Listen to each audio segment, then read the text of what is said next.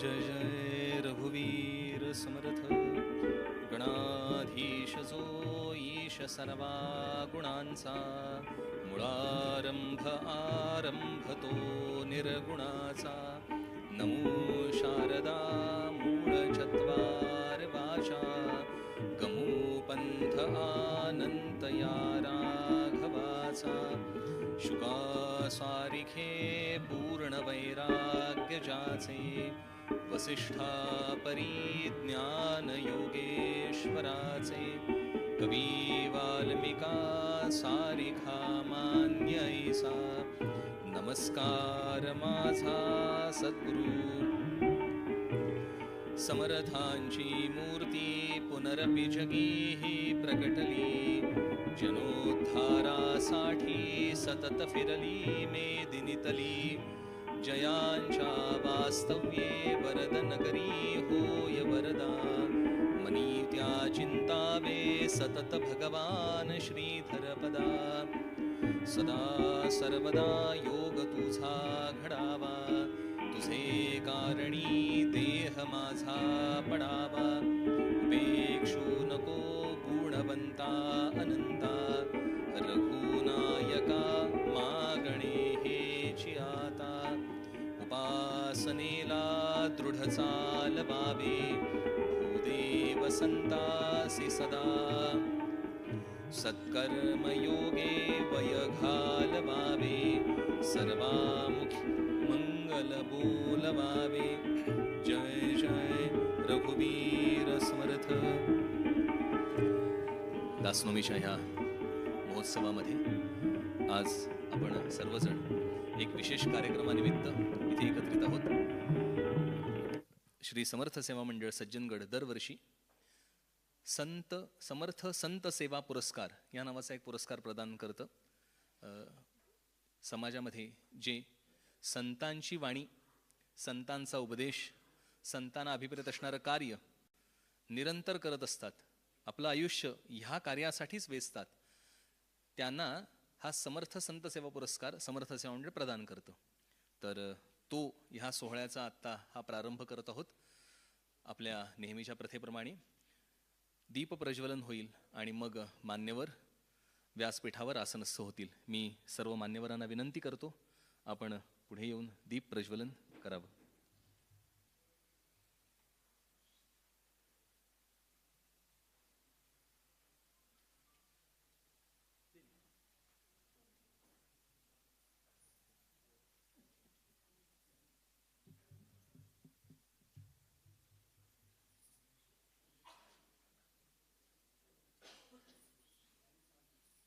जय जय रघुवीर समर्थ.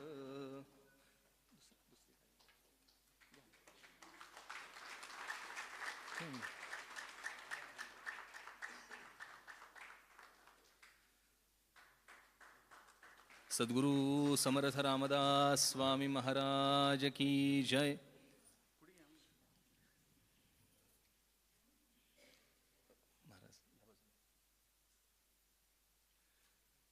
सद्गुरु भगवान श्रीधर स्वामी महाराज की जय.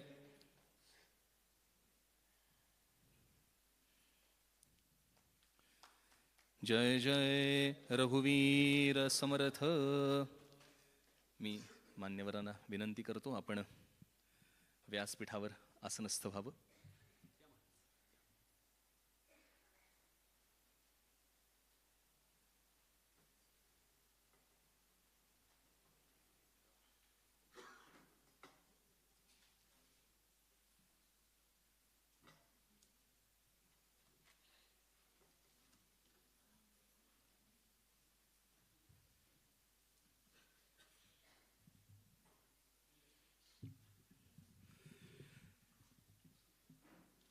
मी मगाशी उल्लेख केला त्याप्रमाणे श्री समर्थ सेवा मंडळ सज्जनगड दरवर्षी हा समर्थ संत सेवा पुरस्कार प्रदान करतं. याची सुरुवात झाली 2006 सालापासून.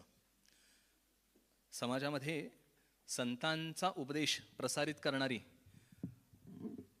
ईश्वराच्या आणि संतांच्या कृपेने अनेक मंडळी विद्यमान आहेत. आत्ता आहेत, पूर्वी होती आणि पुढेही असणार आहेत. त्यापैकी कोणाकोणाला हा संतसेवा पुरस्कार प्रदान झाला त्यांची थोडक्यात एक यादी आहे, तेवढी नावं मी वाचून दाखवतो.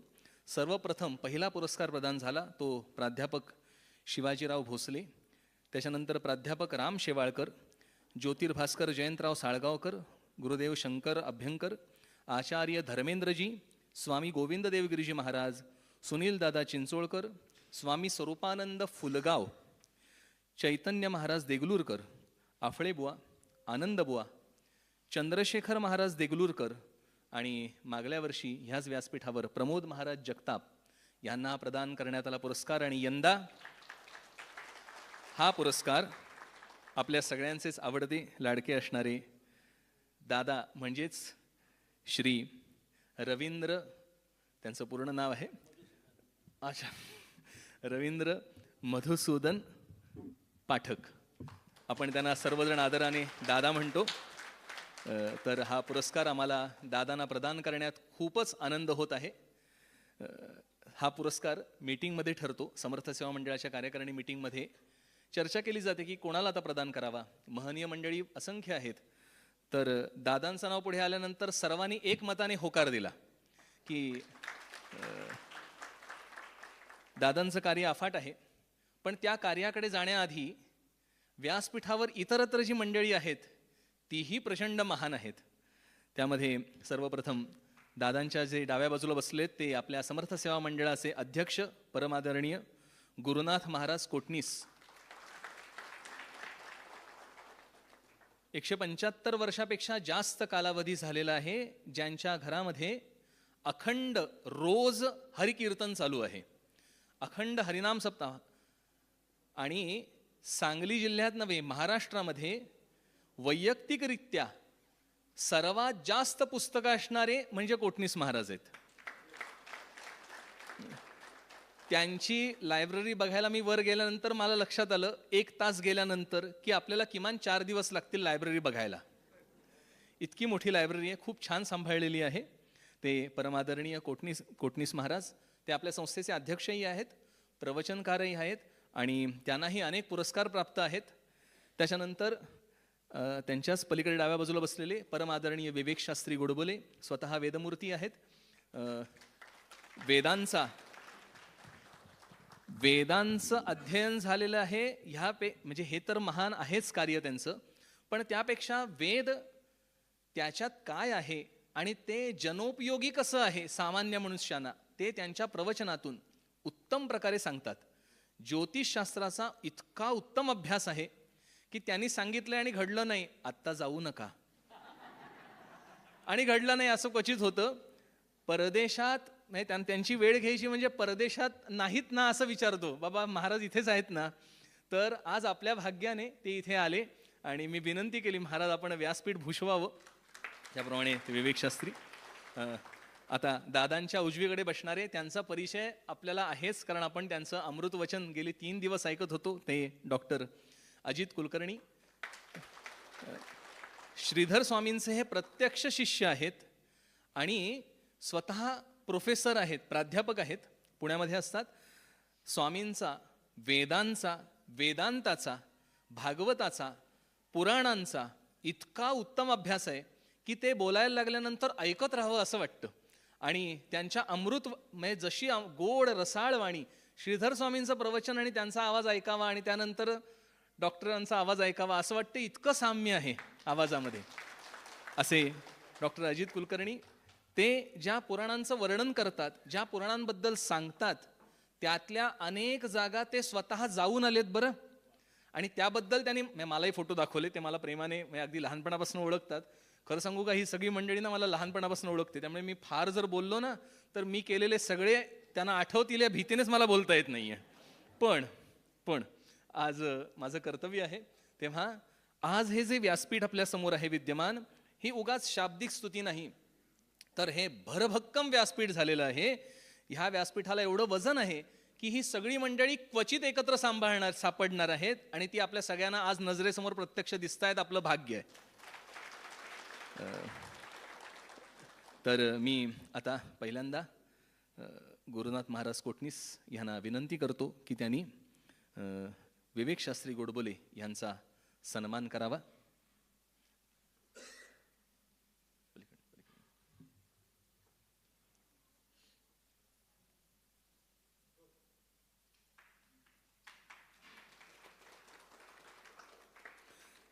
सद्गुरु समर्थ रामदास स्वामी महाराज की जय. गुरुनाथ महाराज कोटणीसांना मी परत विनंती करतो त्यांनी प्राध्यापक अजित कुलकर्णी यांचाही सन्मान करावा.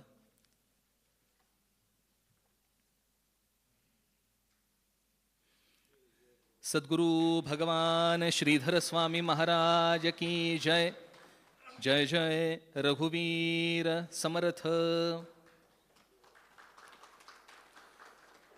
त्याचप्रमाणे आजची उत्सव मूर्ती यांचा सुरुवातीचा औपचारिक सन्मान एक प्रसाद म्हणून गुरुनाथ महाराज कोटणीसांना विनंती करतो आपण त्यांना रामनामी देऊन सन्मानित करावं.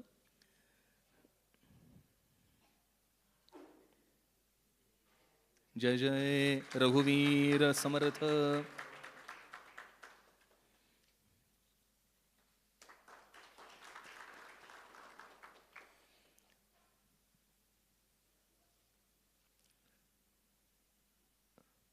आता ज्यांना आपण हा पुरस्कार देत आहोत ते आपले सगळ्यांचे लाडके दादा. तर त्यांची थोडक्यात माहिती देतो. खरं तर असं आहे, त्यांची माहिती आत्ताच्या प्रवचनातनं जी झाली आहे त्यापेक्षा माझे हे शब्द फार थोडे पडणार आहेत. पण आता औपचारिकता म्हणून आणि तुमचं सगळ्यांचं प्रारब्ध म्हणून आता तुम्ही उपभोगा ते जे आहे ते. आणि दादांना क्षमा मागतो, कमी जास्त होऊ शकतं शब्दांमध्ये. दादा स्वतः इंजिनियर आहेत. त्यांचा व्यवसाय खूप मोठा आहे. ते इंडस्ट्रियलिस्ट आहेत. परदेशामध्ये त्यांची उपकरणं जातात. दादांच्या फॅक्टरीमध्ये एकदा मला जाण्याचं भाग्य मिळालं होतं आणि त्यावेळेत दादांनी दाखवलं होतं काय काय उपक्रम ते करतात. आणि प्रवचन आणि इंडस्ट्री ह्या दोन अगदी बाजूबाजूला असणाऱ्या, कारण व्यवसाय करायचा म्हटला की आपल्या सगळ्यांच्या डोक्यात पहिला विषय येतो ब्लॅक अँड व्हाईट. आला की नाही? पण इथे सगळंच व्हाईट आहे बघा. असा व्यावसायिक क्वचित मिळणार आहे आपल्याला. दादांचा फार मोठा व्यवसाय आहे. व्यवसायाच्या बरोबर त्यांची गोशाळा खूप मोठी आहे. आणि गंमत म्हणजे असंख्य गायी, म्हणजे त्याला भाकड गायी म्हणायचं, अशा सगळ्या गायी आहेत. आणि त्यांचा केवळ आणि केवळ सेवा सांभाळ या शुद्ध हेतूने दादा ते कार्य चालू ठेवत आहेत. ही खूप मोठी गोष्ट आहे. कारण मला काहीच मिळणार नाहीये आणि मी ते चालवायचंय असा नुसता विचार करून बघा. आपण नेहमी म्हणतो एवढं मी केलं तरी कोणाला काही नाही, असं रोज करायचंय. कळलं ना? आणि ते दादा करतायत. ह्या व्यतिरिक्त दादा खूप मोठे प्रवचनकार आहेत. ही उपाधी आणि हे शब्द तोकडे आहेत. दादा रसाळवाणीने उपदेश देतात, हे मात्र बरं वाटतं ऐकायला. आणि त्यांचं मानसचरित्र म्हणजे तुलसीदासांनी जे लिहिलेलं आहे रामचरित मानस, ते 12 ज्योतिर्लिंगांच्या ठिकाणी त्यांनी सगळं समर्पण केलं. ही मोठी उपलब्धी. याबरोबर हजारो लोकांना घेऊन जातात. आणि आमचे गुंड्याभाऊ नेहमी सांगतात तिथे गेल्यानंतर जे कथेला आलेले आहेत त्यांना महाप्रसाद असतोच, पण मुक्तद्वारही असतं. अजून कोणाला वाटेल त्याने येऊन प्रसाद घेऊन जावा. म्हणजे कथा नाही ऐकायची तर नका ऐकू, प्रसाद तर घ्या. हा प्रसाद घेतला की बुद्धी होते. भौतिक प्रसाद घेतलाय, आता आध्यात्मिक प्रसाद मिळावा अशी इच्छा निर्माण होणं, ह्यासाठी सुद्धा कृपा लागते. आणि दादा ती कृपा उपलब्ध करून देण्यासाठी तयार आहेत. ही मोठी उपलब्धी आहे जनांसाठी. तर त्यांचा तो उपक्रम फार मोठा आहे. त्या व्यतिरिक्त काशी परिषदेने, काशी विद्वत परिषद, त्यांनी मानस किंकर ही फार मोठी उपाधी दादांना अर्पण केलेली आहे. ज्योतिर्मठाचे जे शंकराचार्य आहेत त्यांच्या हस्ते तो प्रदान सोहळा मागल्याच वर्षी बहुतेक पूर्ण झाला. आणि असे हे आपले सगळ्यांचे लाडके दादा. ही सगळीच मंडळी प्रवचनकार आहेत. पण बघा समर्थांची काय कृपा आहे. समर्थाच्या घरचे स्वान, त्यांना माझं ऐकावं लागतंय की नाही? ती मोठी असून त्यांना गप्प बसायला लागले आणि मला बोलायची संधी मिळाली, ह्याला म्हणायचं त्याची कृपा. तर आता आपण ह्या सगळ्या शब्दांमध्ये फार वेळ न घालवता जो आपला आजचा मुख्य विषय आहे, समर्थ संत सेवा पुरस्कार, तो मी कोटणीस महाराज, विवेक शास्त्री आणि डॉक्टर अजित कुलकर्णी या तिघांनाही विनंती करतो त्यांनी परमादरणीय दादांना तो प्रदान करावा.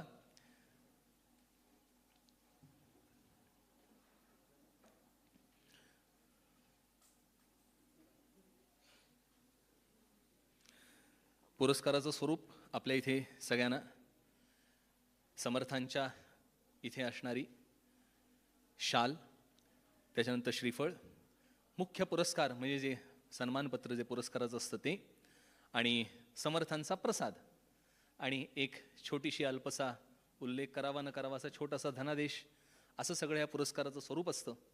तर ते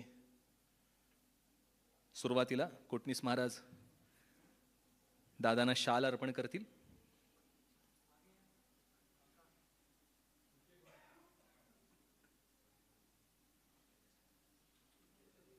जय जय रघुवीर समर्थ सद्गुरु समर्थ रामदास स्वामी महाराज की जय.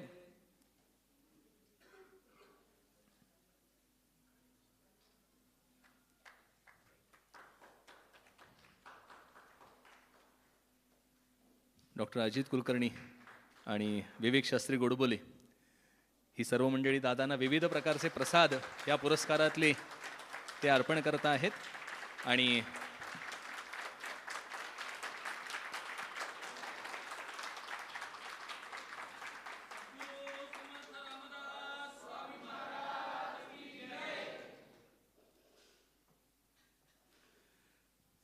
सद्गुरु भगवान श्रीधर स्वामी महाराज की जय. जय जय रघुवीर समर्थ.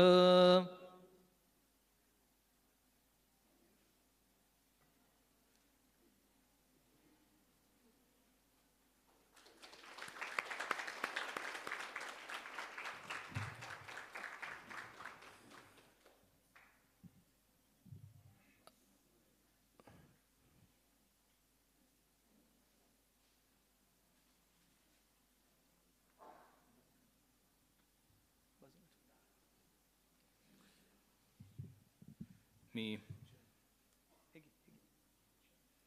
दादांना विनंती करतो त्यांनी थोडंसं आपलं मनोगत व्यक्त करावं.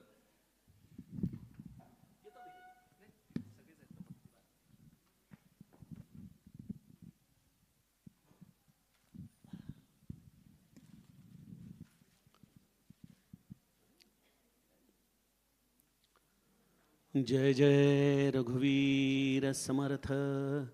शुकासारिखे पूर्ण वैराग्य ज्याचे, वसिष्ठा परिज्ञान योगेश्वराचे, कवी वाल्मिका सारिखा मान्य ऐसा. नमस्कार माझा सद्गुरु रामदासा. जयाचा जनी जन्मनामार्थ झाला, जयाने सदा वासनामात केला. जयाच्या मुखी सर्वदा नाम कीर्ती. नमस्कार त्या ब्रह्मचैतन्य मूर्ती सद्गुरुनाथ महाराज की जय. जय जय रघुवीर समर्थ. आदरणीय व्यासपीठ, आशीर्वादपर अत्यंत परम आदरणीय असे आमचे कोटणीस महाराज, समर्थ कृपेने आज औचित भेट घडावी असे गोडबोले शास्त्री, आणि ज्यांनी आम्हाला खऱ्या अर्थाने परमार्थ लहान वयामध्ये समजावून सांगितलं असे आमचे डॉक्टर अजित कुलकर्णी, अशा सर्वांना वंदन करतो. आपल्या सर्व उपस्थितांच्या हृदयस्थ असणाऱ्या आत्मारामाला वंदन करतो. सज्जनो, या क्षणी बोलण्यासाठी खरं तर समर्थ म्हणतात त्याप्रमाणे मना उन्मनी शब्द कुंठित आहे. त्यातली मना उन्मनी हा तर अवस्था नाही प्राप्त झाली, परंतु शब्द मात्र कुंठल्यासारखे झालेत, एवढं खरं. एक इंजिनियर माणूस लोखंडामध्ये राहणारा, बऱ्याचदा महाराजांशी मी वाद घालतो मनातल्या मनात की महाराज म्हटलं आता ही रामकार्य करायचं, ही रामसेवा करायची, मग हा लोखंडाचा व्यवसायात कशाला ठेवलं आहे? तर महाराज म्हणाले, अरे लोखंडाचा व्यवसाय बरा आहे, कारण लोखंडालाच परिस्पर्श होऊ शकतो, आणि त्यामुळं स्वधर्मेची चाले सदा उत्तमाचा हा मार्ग सोडू नकोस. आपल्याबरोबर 4 लोकांना देखील बरोबर घेऊन चल. हे केवळ आपल्यावरती समाज ऋण आहे असं नाही, हे गुरु ऋण आहे. आणि माझ्या गुरूंचं चरित्र मी जेव्हा नित्य ठेवतो तेव्हा तुकामाईंचं वाक्य डोळ्यासमोर येतं. जेव्हा तुकामाईंनी ब्रह्मचैतन्यांना अनुग्रह दिला तेव्हा एक अत्यंत महत्त्वाची सेवा त्यांना सांगितली की बाळा माझं नाव मोठं करू नकोस, समर्थांचं नाव मोठं कर. ही तुकामाईंनी ब्रह्मचैतन्यांना सेवा दिली होती आणि त्यामुळं नकळतपणे ब्रह्मचैतन्यांनी माझ्या बोटाला धरून मला समर्थ सेवेमध्ये आणून सोडलं. मला कळालंच नाही. कदाचित त्यांची देखील इच्छा अशीच असावी की माझं तर महात्म्य सांगच, पण त्याहीपेक्षा समर्थांचं महात्म्य जगाला सांगत राहा, त्या समर्थ विचारांचा प्रचार प्रसार कर. आणि हे सगळं करत असताना खरं तर माऊली म्हणते हरिपाठामध्ये, तसं हरिपाठ कीर्ती मुखे जरी गाय, पवित्रची होय देह त्याचा.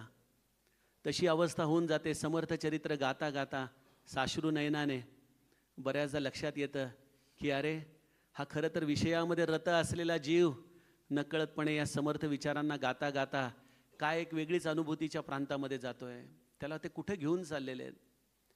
आणि त्याची ही एक जणू काही मला अगदी रोकडी प्रचिती वाटते की ध्यानी मनी नसताना, कुठलीही आशा नसताना, अपेक्षा नसताना अचानक एक आठवड्यापूर्वी योगेश बुवांचा फोन काय यावा आणि मी कामामध्ये व्यस्त होतो. पण जेव्हा त्यांनी ही वार्ता सांगितली तेव्हा डोळ्यामध्ये टचकन पाणी आलं की अरे म्हटलं आपण कुठेतरी कानाकोपऱ्यामध्ये काहीतरी कार्य करत असावं. आपल्याला कळत नाही की हे आपण समर्थ सेवेचं जे कार्य करतोय ते, आणि मुळात जोपर्यंत सेवा लोकांना दाखवण्यासाठी आपण करतोय तोपर्यंत सेवा कशी ती, आपण आपल्या स्वानंद सुखासाठी हे सगळं करत असतो.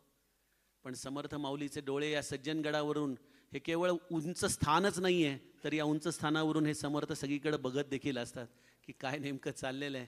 आणि मला वाटतं कुठेतरी त्यांना या लेकराच्या कार्याची कुठेतरी जाणीव आणि अंतःकरणामध्ये तसा तो एक प्रेमाचा पाना असल्यामुळं कराविषयी वाटली.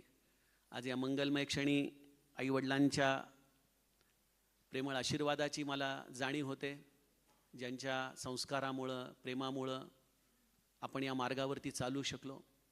श्री ब्रह्मचैतन्य महाराज गोंदवलेकरांची अपार कृपा जीवनामध्ये आली. त्यांच्या कृपेने दासबोध हृदयामध्ये आला. त्यांच्याच कृपेने अल्पस्वल्प का होईना त्याची अनुभूती आली आणि तेवढं जीवन जगण्यासाठी भांडवल प्राप्त झालं, नाम आलं. मला वाटतं यापेक्षा अजूनही काय आपल्याला समर्थांनी कृपा करावी. आणि या सगळ्याचं आयसिंग ऑन द केक असं म्हणता येईल, अशा पद्धतीने आज हा संत सेवा पुरस्कार मिळाला. मला असं वाटतं की समर्थांनी मला पुरस्कृत नाही केलं, तर समर्थांनी मला जीवनाची दिशा दिली, लक्ष दिलेलं आहे की आता ही संत सेवा ही जर बिरुदावली प्राप्त झाली असेल तर जीवनामध्ये ते संतपण आचारामध्ये आणावं, विचारामध्ये आणावं आणि जीवन हे आपल्या संतांच्या सेवेसाठी झिजवावं. ही जणू काही समर्थांनी या पुरस्काराच्या निमित्ताने एक जबाबदारी देखील दिली, जाणीव देखील दिली आणि लक्ष देखील दिलं. आपल्या सगळ्यांच्या चरणी नतमस्तक होऊन मी तुम्हाला एकच मागणं मागतो की आपण देखील मला असाच आशीर्वाद द्या की हा देह अशाच पद्धतीने समर्थ सेवेसाठी झिजत राहावा. हे कार्य जेवढं जमेल तेवढं समर्थांनी माझ्याकडून करून घ्यावं आणि असंच आपल्या सर्वांचं उदंड प्रेम आशीर्वाद राहो हे रामरायाच्या चरणी मागतो आणि वाणीला विराम देतो. जानकी जीवन स्मरण. जय जय राम.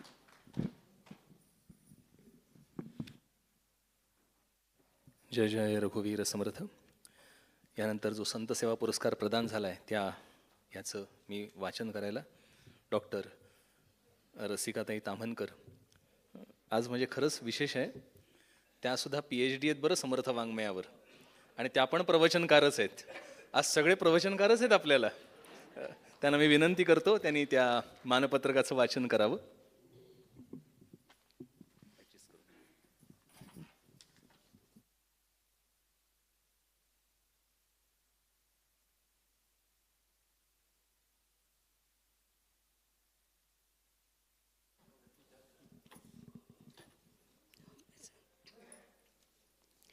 जय जय रघुवीर समर्थ. श्रीराम समर्थ. विश्वावसु नाम संवत्सर शके 1947, गुरुवार, माघ कृष्ण 4, दिनांक 5 फेब्रुवारी 2026.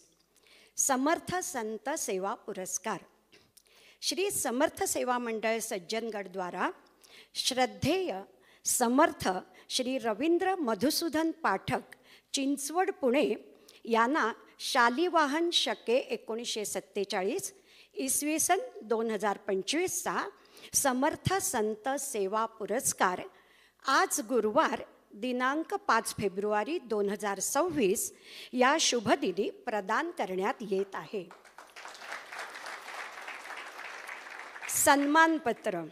सन्माननीय परमश्रद्धेय समर्थ भक्त श्री रवींद्र पाठक, आध्यात्मिक क्षेत्रातील लोकहितप्रद अशा महान कार्याची तसंच संत वाङ्मयाच्या सखोल अभ्यासाची आणि सेवेची यथोचित नोंद घेऊन श्री समर्थ सेवा मंडळ सज्जनगड आजच्या या सुदिनी समर्थ संत सेवा पुरस्कारासोबत हे सन्मानपत्र कृतज्ञतापूर्वक व सहर्ष प्रदान करून आपणास गौरवान्वित करीत आहे. आपण उदार अंतःकरणाने त्याचा स्वीकार करून श्री समर्थ सेवा मंडळास उपकृत करावे ही विनम्र विनंती. श्रद्धेय श्री रवींद्रदादा, दिनांक 22 नोव्हेंबर 1973 ह्या सुदिनी आपला जन्म झाला. धार्मिक आणि आध्यात्मिक संस्कारासह शालेय शिक्षण आपण पूर्ण केलंत आणि सुवर्ण पदकासह अभियांत्रिक पदवी प्राप्त केलीत. यानंतर विख्यात बहुराष्ट्रीय कंपनीमध्ये अभियंता म्हणून काही वर्ष योगदान देऊन रवी इंडस्ट्रीज ही स्वतःची कंपनी उभारलीत आणि जागतिक बाजारपेठेत नावारूपालाही आणलीत. ही व्यावसायिक उलाढाल चालू असतानाही मूळ स्वभाव आध्यात्मिकतेकडे झुकणारा असल्याने आपणास श्री ब्रह्मचैतन्य गोंदवलेकर महाराज यांचा अनुग्रह प्राप्त झाला. नामस्मरण भक्तीची गोडी निर्माण झाली. अभ्यासाची विशेष आवड असल्यामुळे संत साहित्यामध्ये रस निर्माण झाला. श्रीमद ग्रंथराज दासबोध, तुकाराम गाथा, ज्ञानेश्वरी, नाथ भागवत ह्या ग्रंथांचा सद्गुरुप्रेने अभ्यास झाला. त्यातही विशेषत्वाने अवध भाषेतील श्री रामचरितमानस या ग्रंथाची आवड निर्माण होऊन त्याची पारायणे झाली आणि निरूपणेही सुरू झाली. आजतागायत देशविदेशांमध्ये अद्वैत ग्रंथांवर तसंच भगवंताच्या सगुण चरित्रांवर आपण निरूपण सेवा दिलीत. मनोबोध निरूपण, दासबोध निरूपण, कंठी राहो नाम, गुरुग्रही सेवा, नाम सत्य बोलावे, भावार्थ रामचरितमानस आदी पारमार्थिक ग्रंथांची निर्मिती केलीत. गेल्या 25 वर्षापासून केवळ लोकोद्धार हेतूने आपण विवेक, वैराग्य, भक्ती, ज्ञान आणि सदाचाराचे उद्बोधन कार्य अतिशय निरलसतेने करीत आहात. जेणेकरून मूर्ती ठसावी अंतरी श्रीहरीची, ऐसी ही कीर्तन मर्यादा संतांच्या घरची. या नाथोक्तीप्रमाणे आपले ब्रह्मनिरूपण सामान्यांपासून असामान्यांपर्यंत सर्वांच्याच हृदयाला आनंद देते. श्री समर्थांच्या उक्तीप्रमाणे आधी प्रपंच करावा नेटका, मग घ्यावे परमार्थ विवेका या शब्दांना सन्मान देऊन आपण प्रपंच आणि परमार्थ यांची उत्कृष्ट सांगड घालून आत्तापर्यंतचे जीवन यशस्वीरित्या व्यतीत केले आहे. या पारमार्थिक सेवेबरोबरच आपल्या पुढील सामाजिक कार्याचा उल्लेख करताना आम्हाला अतिशय धन्यता वाटते आहे. चिखली येथे देशी गोवंशाचे संवर्धन करण्याच्या हेतूने आपण गोशाळा उभारलीत. चैतन्य गोशाळा ट्रस्ट या संस्थेची स्थापना केलीत. समाजातील शोषित व पीडित घटकांना मानसिक व आर्थिक आधार दिलात.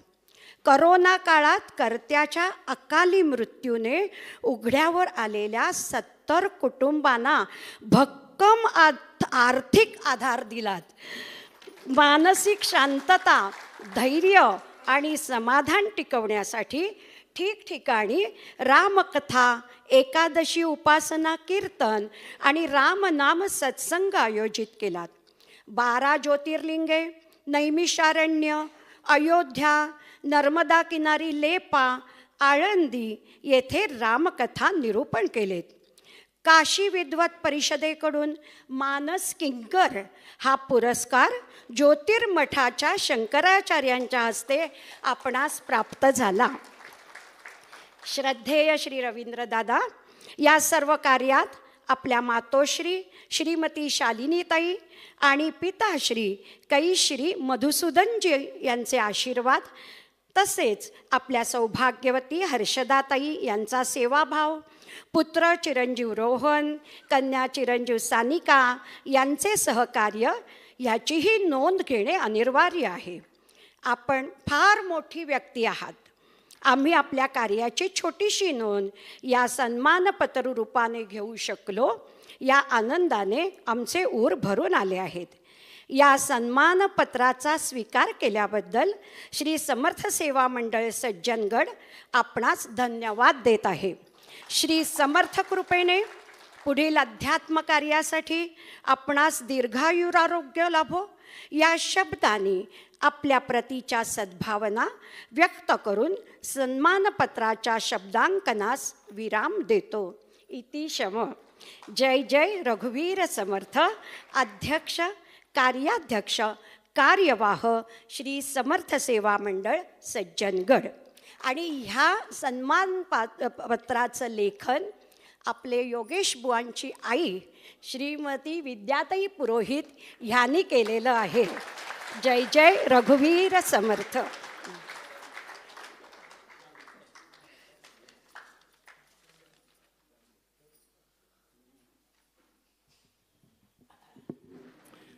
इथे मी आवर्जून उल्लेख करतो, आईचा उल्लेख झाला. आईने लिहिलेलं आहे, पण एडिटिंग केलेलं आहे आणि मुख्य लिखाण आहे पुण्याचे आपले सावरकर म्हणून आहेत. आपलं उपासना केंद्र ते चालवतात, त्यांचंही फार मोठं योगदान आहे आपल्या ह्या कार्याला. आणि विशेष म्हणजे आता पुढे घडणारं ह्याच उत्सवामध्ये अष्टमीच्या दिवशी आपण एक छोटंसं पुस्तक, समर्थांचं चरित्र, ते इंग्लिश व्हर्जन त्याचं पूर्ण काढलेलं आहे आणि त्याचं प्रकाशन सोहळा ह्याच उत्सवाच्या कालावधीत होणार आहे. त्याचं पण त्यांनी खूप मदत केली. असे ते सावरकर, त्यांनी हे सगळं केलेलं आहे. ते आणि आई दोघांनी मिळून केलं. मी आता व्यासपीठावर असणारे परमादरणीय विवेक शास्त्री, त्यांना विनंती करतो, त्यांनी आम्हाला थोडंसं मार्गदर्शन करावं.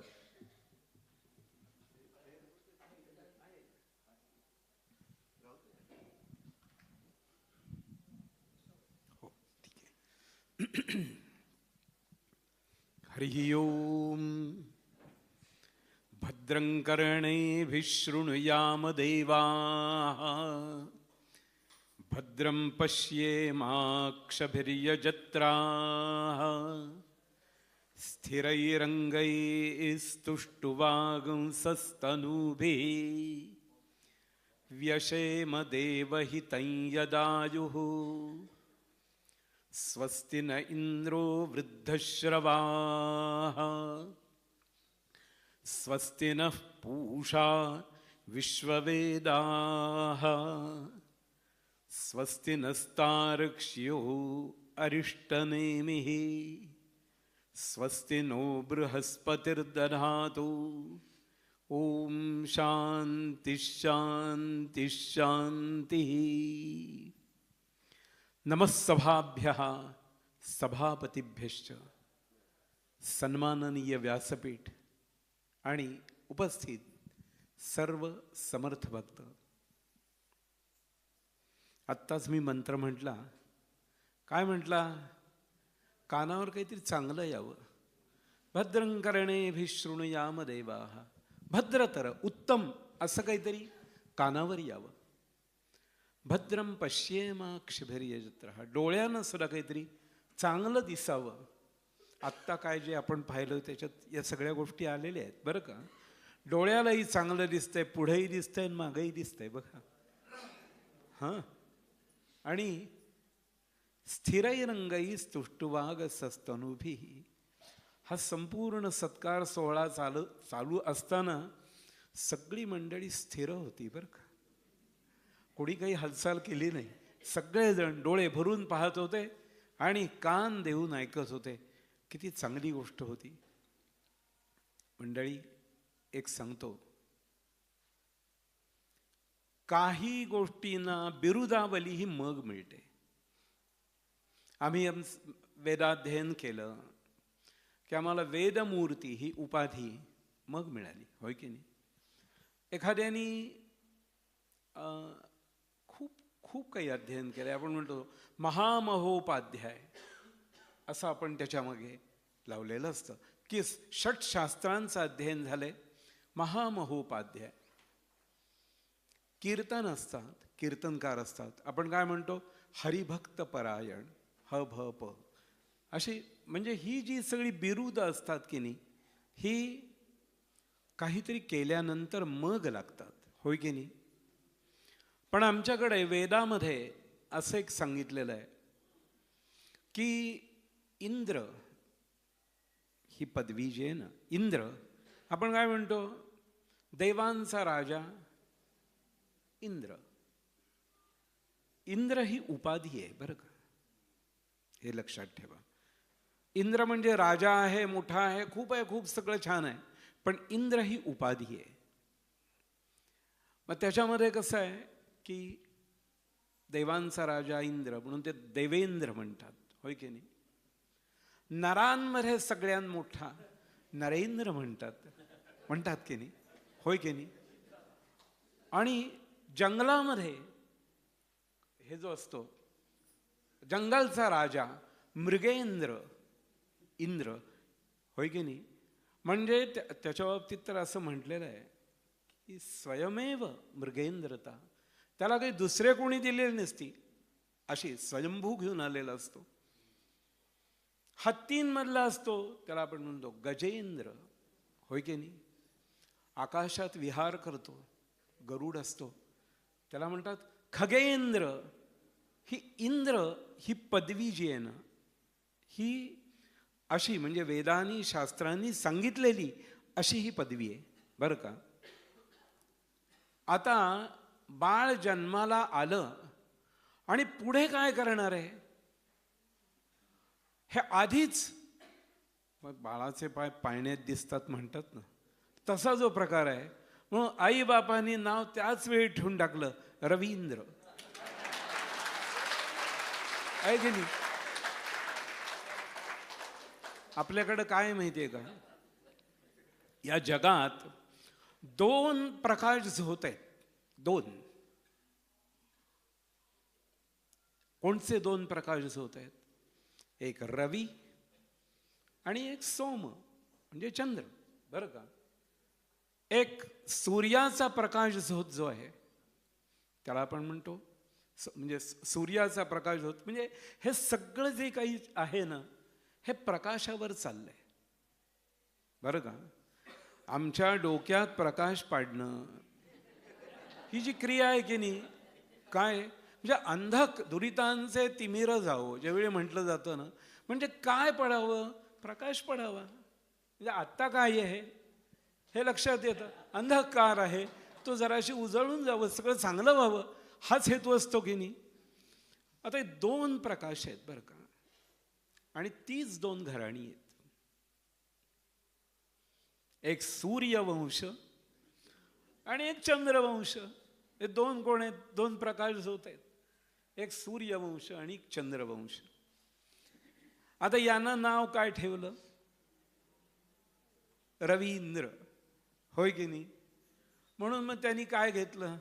सूर्यवंशाची बाजू घेतली. बघा या गोष्टी कशा येतात, सहज सहज सहज सहज म्हणलं. बरं, आडनावामध्ये काय आहे? पाठक आहे. हे पाठ करायची सवयच लागली. बस स्वतः पाठ करताय म्हणजे त्याच्याकडं पाठ नाहीत करत, बरं, ज्ञानाकडं पाठ नाहीत करत. चांगलं सगळ्यांना सांगतायत काय? पाठ करा. आत्ता त्यांचं प्रवचन ऐकता ऐकता बघा किती मनाचे श्लोक सहज आणि त्याचा वापर करून बरं का आपण पाठ करतो. पण योग्य जागी त्या त्या गोष्टीचा वापर करणं कोटणीस महाराजांकडून सुद्धा मी पाहिलेलं आहे बरं का. अरे प्रवचन चालू असताना किती ग्रंथांचा उल्लेख येत असतो, यातलं एक सांगतायत त्यातलं एक सांगतायत, तसं आहे. म्हणजे यांनी आत्ता मनाचे श्लोकामधली कितीतरी उदाहरणं अशी सांगितली. आणि बघा, सहज बोलता बोलता म्हणले, अहो पोळ्या करता करता एक एक श्लोक केला तर 205 श्लोक पाठवायला वेळ नाही लागणार. सहज बोलले की नाही. म्हणजे पाठ सुद्धा कसं करायचं हे त्यांनी सांगून दिलं. बघा, हा एक प्रकार आहे. आता बघा, आणखीन एक मजा आहे की रामाचं भजन किंवा रामाचं चिंतन, रामाचं सगळं जे करत होते, मग त्याकरता त्यांनी रामचरितमानस घेतलं किंवा त्याची पारायणं केली. पण हे रामाचं वैभव असं आहे, वेगळं आहे, की एका रामायणाने भागत नाही ते, बरं का. त्यामुळे काय आहे, रामचरितमानस वाचलं म्हणजे तेवढ्यावर थांबेल का? एखाद्या माणसाला, खवय्या माणसाला, बरं का, अनेक पदार्थांची चव घ्यावी वाटते. तो काही म्हणजे साखरेने जरी पदार्थ गोड होत असले तरी त्याला पुरणपोळीही खावी वाटते, काय त्याला श्रीखंडही खावं वाटतं, त्याला मोदकही खावे वाटतात. म्हणजे साखर याच्यात घातल्यावर कशी लागतीये, त्याच्यात घातल्यावर कशी लागतीये, हे टेस्ट करायची इच्छा असते. तसं रामचरितमानस वाचता वाचता त्यांना वाल्मिकी रामायण वाचायलाच लागलंय. नुसतं तेवढं भागलं नाहीये. आज मी सकाळचं प्रवचन ऐकलं, एकनाथ महाराजांनी लिहिलेलं भावार्थ रामायण, कारण त्यातलं रूपक सांगितलं त्यांनी. म्हणजे स्वभावात कसं आहे बरं का, एक ते रूपक पाहिलं आणि 7 उंबरठे दाखवले. पहिला प्रत्येक उंबरठा कसा ओलांडायचा, एक माप ओलांडता ओलांडता काय मजा असते. हा,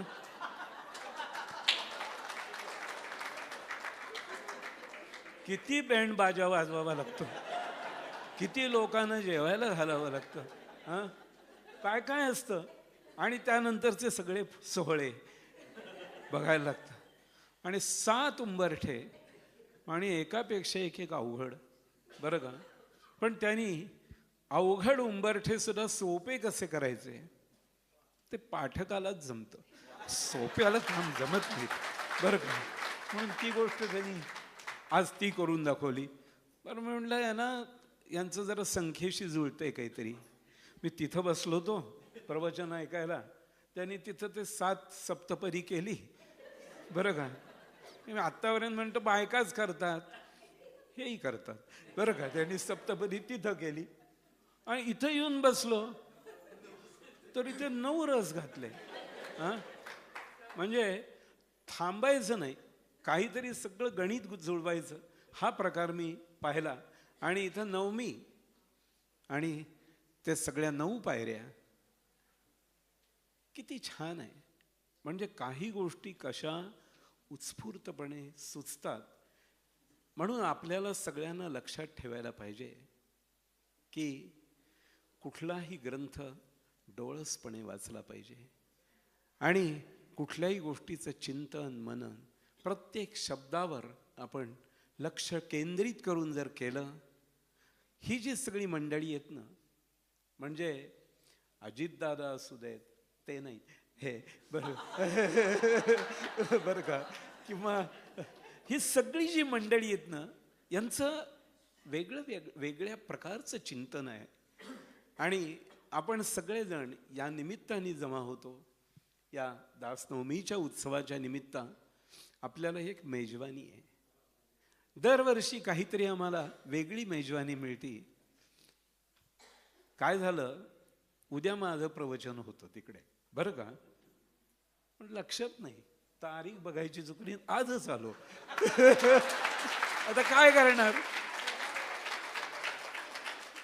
म्हणून एक गाणं ऐकलं तर, विस्मरणाचा वर तुझला रे, आठवणींचा शाप दिला, असा जो प्रकार आहे ना, ते मला विस्मरण झालं आणि मी आज आलो, म्हणून मला मोठा लाभ झाला बघा. म्हणजे कधी कधी विस्मरणात सुद्धा लाभ होतो, तो असा असतो आणि तो झाला.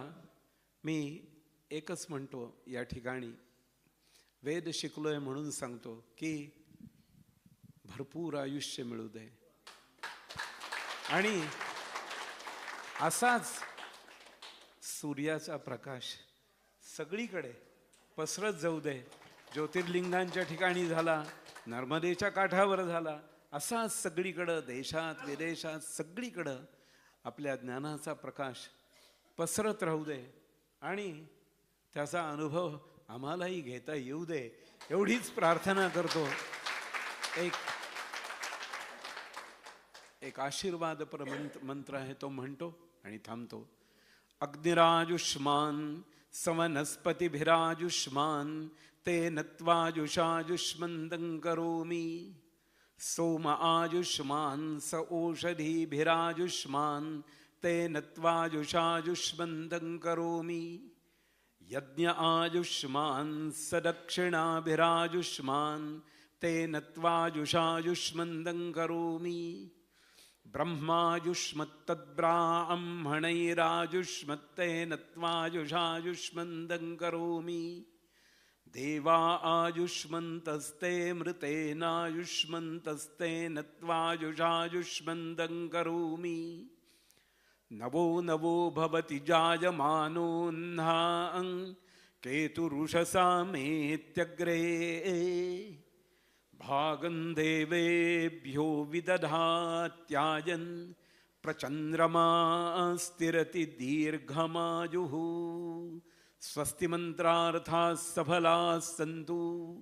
समर्थ रामदास रेवता सुप्रसन्ना वरदा भवतु. दीर्घायुष्यमस्तु. धन्यवाद.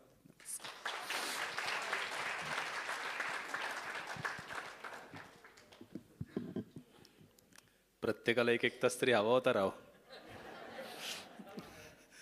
पण शास्त्री बुवा आज आले आणि खरं सांगू का, हे अचानक वगैरे काही घडलेलं नव्हतं. समर्थाने ठरवलंच होतं, आम्हाला माहिती नव्हतं.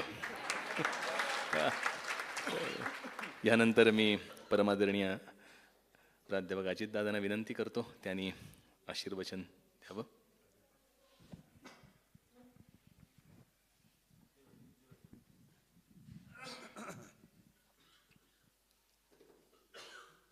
हरि ओम नमः शांताय दिव्याय सत्यधर्मस्वरूपिणे स्वानंदामृततृप्ताय श्रीधराय नमो नमः. आदिनारायणं विष्णु ब्रह्मणं च वसिष्ठकं श्रीरामं मारुतिं वन्दे रामदास सद्गुरु श्रीधरं. स्वरूपसाम्प्रदाय अयोध्या मठ जानकी देवी रघुनाथ दैवत. मारुती उपासना नेमस्त वाढविला परमार्थ जगी. जय जय रघुवीर समर्थ भगवान श्रीधर स्वामी महाराज की जय. वास्तविक इतकं सुंदर आशीर्वादपर शास्त्रीवांनी सांगितल्यानंतर माझ्यासारख्यांनी बोलणं म्हणजे खरोखर अप्रस्तुतच आहे, हे मी मान्य करतो आधी. पण ही आज्ञा समजून दोन शब्द आपला बोलतो. असं आहे, भागवतामध्ये भगवंतानीच एक उल्लेख केलेला आहे. 30 गुण सांगितलेत. या 30 गुणामध्ये एक विचार एक त्यांनी व्यक्त केलेला आहे. सगळे मी आता सांगत बसत नाही, वेळेचा बंधन आहे. तर सत्कार करावा, पण सत्कार करावा याचा अर्थ तरी कोणाचा, काय चांगलं ते कळलं पाहिजे ना, नाही तर कशाचं करणार आहात.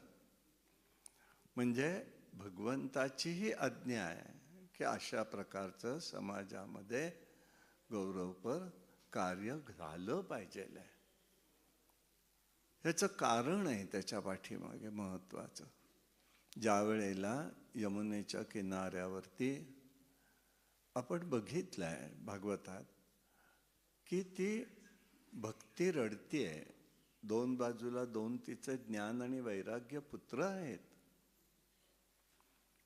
नारदजी येत आहेत, भो भो साधू महाभावो तुम्ही मला काहीतरी सांगा, ही यांची अवस्था अशी झालेली आहे. मी तरुण आहे, 2 मुलं वृद्ध आहेत. हे कसं दिसतं? तुम्ही जरा काहीतरी प्रयत्न करा.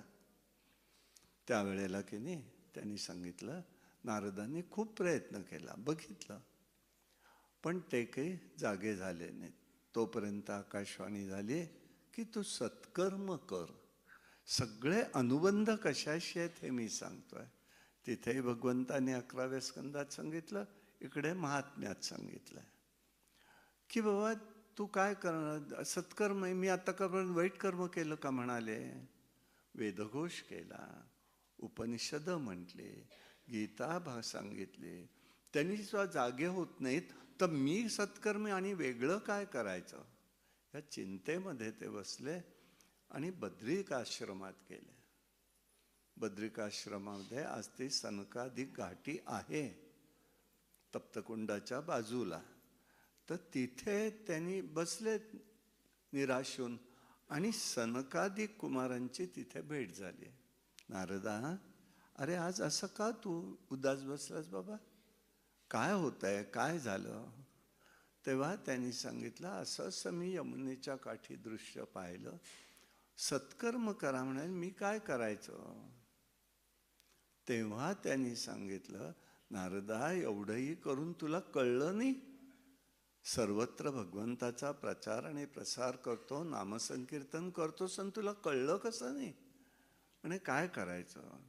तर म्हणाले, हे बघ, तू केलंस आत्तापर्यंत ते पुण्यकर्म केलंस, ते सत्कर्म नाही. आम्ही नाही का करत सत्यनारायणाच्या पूजा? मम आत्मना श्रुती स्मृती पुराणोक्त पुण्य फल प्राप्त्यर्थम.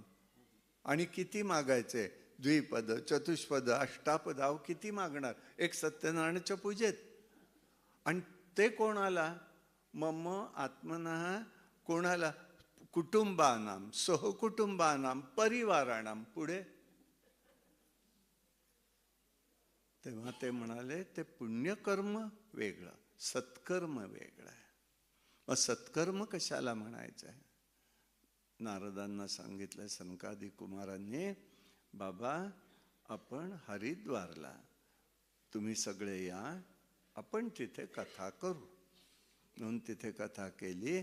त्यात त्या सत्कर्माचा अर्थ होता, एकट्याचा उद्धार होणार नाही. एकट्याचा उद्धार मला नको, सगळ्यांचा उद्धार मला करायचा, ते सत्कर्म आहे. आणि ते आत्ता इथे रवींद्रजी करतायत. हा संदर्भ तिथे आहे. आपल्याला वेदात असो, पुराणात असो, शास्त्रात असो, हे सांगतायत सगळे की एकापुरतं करायचंय, ठीक आहे, पण उद्धरते आत्मानाम हे भगवंत जरी म्हणत असले तरी सुद्धा सत्कर्माला महत्व आहे. हे सत्कर्म माझ्याबरोबर सगळ्यांचा उद्धार हो, म्हणून आपल्या भारतवर्षाचं वैभव आहे. आमच्याकडे महानंदा असून सुद्धा त्यांनी शेवटी शिवाला सांगताना सांगितलंय, शिवलोकाला चल म्हणाल्यावरती मी एकटी येणार नाही, माझ्या सगळ्या नगरीला घेऊन चल. किती जण गेले मला माहित नाही, पण सगळ्यांना घेऊन चल. आणि सगळ्यांना घेऊन जाण्याची तयारी दर्शवली. ते खरं सत्कर्म आहे. म्हणून आमच्याकडे कुणाला प्राधान्य मिळालं, महत्व कशाला मिळालं? कार्याला मिळालं. आणि हे थोर कार्य आज समाजामध्ये नामाचं, रामाचं जे काही वैभव आहे, कीर्ती आहे, देवाचे वैभव वाढवावे समर्थ सांगतायत आपल्याला. मग हे वैभव आहे ते त्याचंच आहे. आणि ते इतक्या आपल्या ह्याने देतात की होऊ नका रे रानभरी. तुकाराम महाराज सांगतात तसं, सेवितो हा रस वाटितो आणि का, घ्या रे होऊ नका रानभरी. तुम्ही ते सगळं घ्या, मी घेतलाय तुम्ही पण घ्या. ही आनंदाचं आपल्याला प्राप्त होतो. अशांचं आम्हाला हे पूजन आहे. मी पुरस्कार नाही म्हणत, ह्या कार्याचं हे पूजन आहे. आणि पूजन कशावरून सांगतोय आपल्याला कदाचित माहिती असेल. आणि तो शब्द मला का जास्त अभिप्रेत वाटला त्याचं थोडंसं पार्श्वभूमी सांगतो आणि मी माझं बोलणं थांबवतो.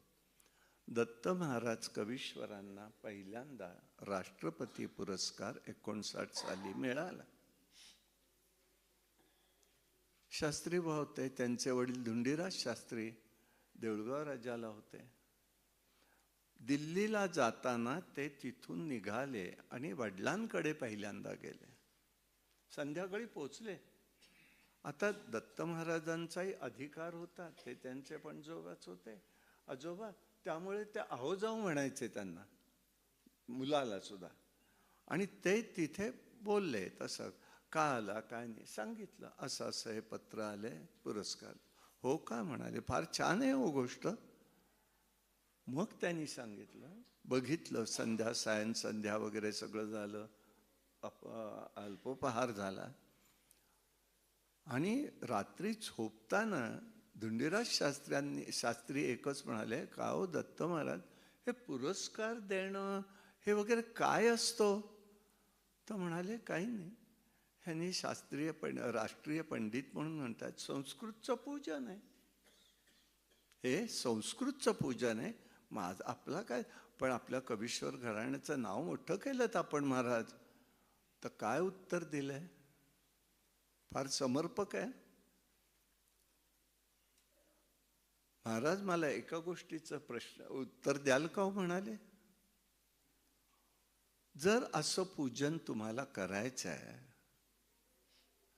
तर देवानी भक्ताकडे जायचं का भक्तानी देवाकडे यायचं? याचं उत्तर द्या मला. महाराज मुकाट्याने, कारण त्यांचा प्रघात होता, वडिलांच्या समोर बसायचं नाही मोठ्या माणसांसमोर, म्हणून ते उभे. ठीक आहे म्हणाले, समजलं. आणि दुसऱ्या दिवशी पुण्यात परत, तिसऱ्या लगेच पत्र लिहून पाठवलं, मी असं असं आमच्या डोळ्यात अंजन घातलं, बरं केलं, परंतु मी असा असा पुण्यात परत आलो. बाकी एक शब्द तेही नाही तेही नाही. राजेंद्र बाबूही तेवढेच होते. हे महत्वाचं मला सांगतं, राजकारणातले हे 3-4 लोक आहेत. राजेंद्र बाबूही तेवढेच होते. राजेंद्र बाबूंना समजलं, ते आले नाहीत. नाही, हे बरोबर नाही, आम्ही त्यांना जाऊन दिला पाहिजे. म्हणून ते 60 साली पुण्यामध्ये आले आणि पुण्यामध्ये येऊन शंकराचार्य मठामध्ये त्यांना द्यायचं ठरवलं गेलं. पण शंकराचार्य शिरोळकर स्वामी होते आणि ते म्हणाले, देऊया इथे. दीपक येरूर होते प्रिन्सिपल पुढे झालेले, ते SP लाईफ मेंबर होते. ते म्हणाले, असा इथे आम्ही नाही देऊन देणार, आमच्या कॉलेजमध्ये द्या. म्हणून SP कॉलेजमध्ये कार्यक्रम झाला. तेव्हा तिथे येऊन राजेंद्र बाबूंनी त्यांना दिलेला पुरस्कार आहे. सांगायचं कारण, आत्ताच्या परंपरा पद्धती हे ठीक आहे, पण त्यांचा ह्या पाठीमागची भूमिका काय आहे, आम्ही काय करायला पाहिजे, आम्ही कसं करायला पाहिजे, किंवा ह्याच्या पाठीमागे देणाऱ्याचं दातृत्वाची भूमिका भावना समजली पाहिजे. म्हणून मी आपल्याला फक्त प्रसंग सांगितला. आणि असंच त्यांचा उत्तर आयुष्यामध्ये उत्कर्ष हो, अशी सेवा त्यांच्याकडून परमात्म्याने करून घ्यावी, स्वामी महाराजांनी करून घ्यावी, ही भगवत चरणी प्रार्थना करून मी 2 शब्द थांबवतो.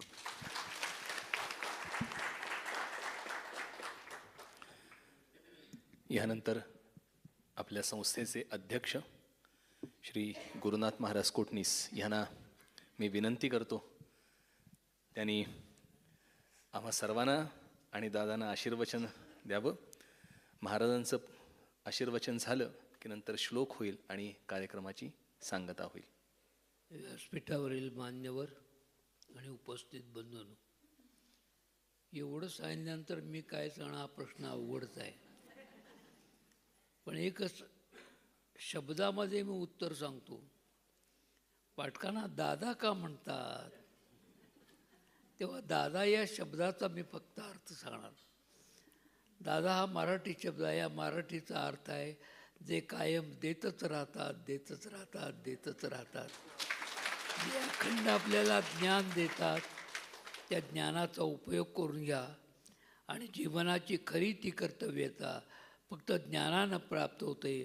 ती त्यांना गोंदवलेकर महाराजांनी शिकवले. ते त्यांच्याकडनं मिळवा, आनंद लुटा आणि जीवनाचं सार्थक करा. एवढ्यासाठी आमच्या या समर्थ सेवा मंडळातर्फे त्यांचं कार्य वाढत राहावं म्हणून हा पुरस्कार देण्यात आलेला आहे.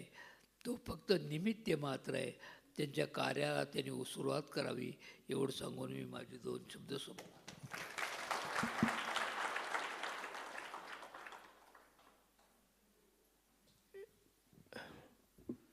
महाराज म्हणाले मी काही बोलू शकत नाही, मी पण काही बोलत नाही.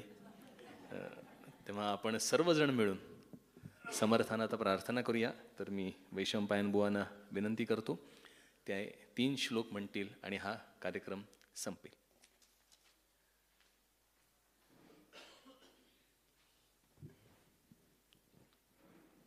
जय जय रघुवीर समर्थ. शुका सारिखे पूर्ण वैराग्य जाचे. वसिष्ठा परिज्ञान योगेश्वराचे. कवी वाल्मिका सारिखा मान्य ऐसा. नमस्कार माझा सद्गुरु रामदासा. समर्थांची मूर्ती पुनरपि जगी ही प्रगटली. जनोद्धारासाठी सतत फिरली मेदिनीतली. जयाच्या वास्तव्ये वरदनगरी होय वरदा.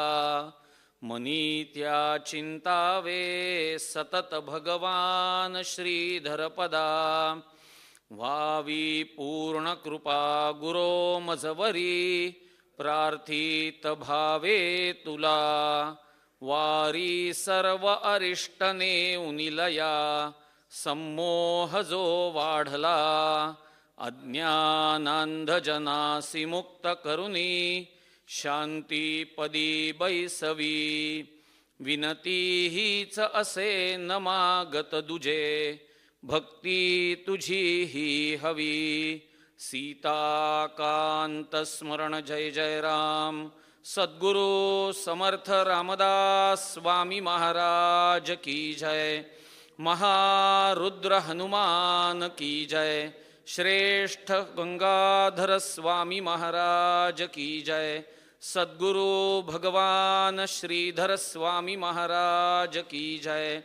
आर्य सनातन वैदिक हिंदू धर्म की जय. अवधूत चिंतन श्री गुरुदेव दत्त. जय जय रघुवीर समर्थ. जयांचा जनी जन्मनामार्थ झाला. जयानी सदा वासनामात केला. जयांच्या मुखी सर्वदा नाम कीर्ती. नमस्कार माझा ब्रह्मचैतन्य मूर्ती. जय जय रघुवीर समर्थ.